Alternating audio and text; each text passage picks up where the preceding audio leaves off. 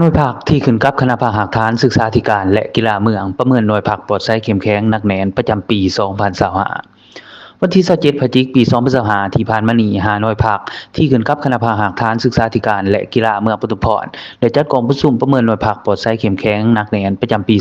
2025 กองประชุมจัดขึ้นอยู่ที่สโมสรของหองการดังกล่าวโดยการให้เกียรติเป็นประธานของสหายนางปทุมมาแก้วมณีคณะประจำภาคเมืองรองประธานคณะกรรมการปกครองเมืองผู้สีนำคงเขตวัฒนธรรมสังคมสหายวิทยามื่นวิเศษห้องเลขาคณะภาคหารห้องหัวหน้าของการศึกษาธิการและกีฬาเมืองพร้อมคณะมีบรรดาสหายคณะกรรมการประเมินหน่วยภาคปลอดภัยเข้มแข็งหนักแน่นคันเมืองพร้อมด้วยสมาชิกพรรคทั้งหมดภายในหน่วยภาคดังกล่าวเข้าร่วม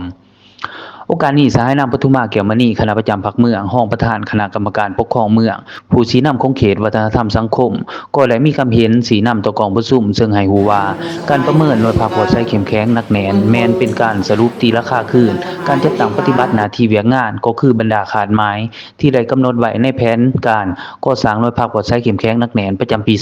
2025การประเมินแม้นจะให้คะแนนตามหามาตรฐานเพื่อสอหาจุดดีจุดอ่อนของโครงข่างของบรรดาสมาชิกพรรคแต่ละสหายในหน่วยเพื่อปรับปรุงจุดอ่อนแก้ไขโครงข่างและนักแน่นทางด้านการเมืองแนวคิด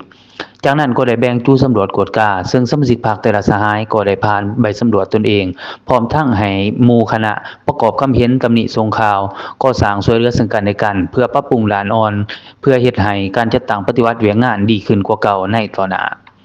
พร้อมนี้ยังได้รับฟังการผ่านบทสรุปตีราคาก่อสร้างหน่วยภาคปลอดภัยเข้มแข็งหนักแน่นประจำปี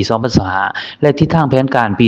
2026 จากสหายนางพนมพรทรมณีวงศ์คณะภาคหารฐานห้องหัวหน้าของการศึกษาธิการและกีฬาเมืองซึ่งให้ฮู้ว่าคณะภาคหารฐานศึกษาธิการและกีฬาเมืองปทุมพรประกอบมี5หน่วยภาคที่ขึ้นกับมีสมาชิกพรรคทั้งหมด80สหายยิ่ง50สหายสำห้อง13สหายยิ่ง10สหายตลอดระยะที่ผ่านมาแม้ได้ถือสำคัญต่อการศึกษาอบรมการเมืองแนวคิดให้สมาชิกพรรคพนักงานราชการโดยหลายวิธีการเฮ็ดให้สมาชิกพรรคมีความรับผิดชอบสูงต่อหน้าที่การเมืองมีคุณฐานการเมืองที่หนักแน่นและมีคุณสมบัติศีลธรรมปฏิบัติมีแนวคิดอุ่นเอียงทุนเทียงเชื่อมั่นต่อการนำพาก็คืออุดมการณ์ของพรรคมีสติระวังตัวต่อกลุ่มคนบ่ดีวางหมางเพศทำลายระบบใหม่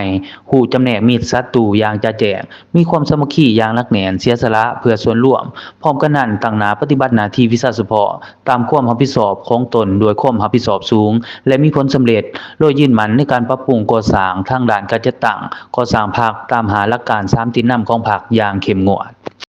สนับสนุนโดยห้างคำแดงโมบายห้างโทรศัพท์ครบวงจรจำหน่ายโทรศัพท์ทุกรุ่นโทรศัพท์ Android ทุกรุ่นทุกยี่ห้อโทรศัพท์ iPhone ทุกรุ่นทุกยี่ห้อรับประกันสินค้าบริการหลังการขายแบบใส่ใจสถานที่บ้านทางแดง48เมืองปทุมพรแขวงจำปาสักโทร020 979 7663มาเลือกซื้อโทรศัพท์รุ่นใหม่กับบริการดีๆที่ห้างคำแดงโมบาย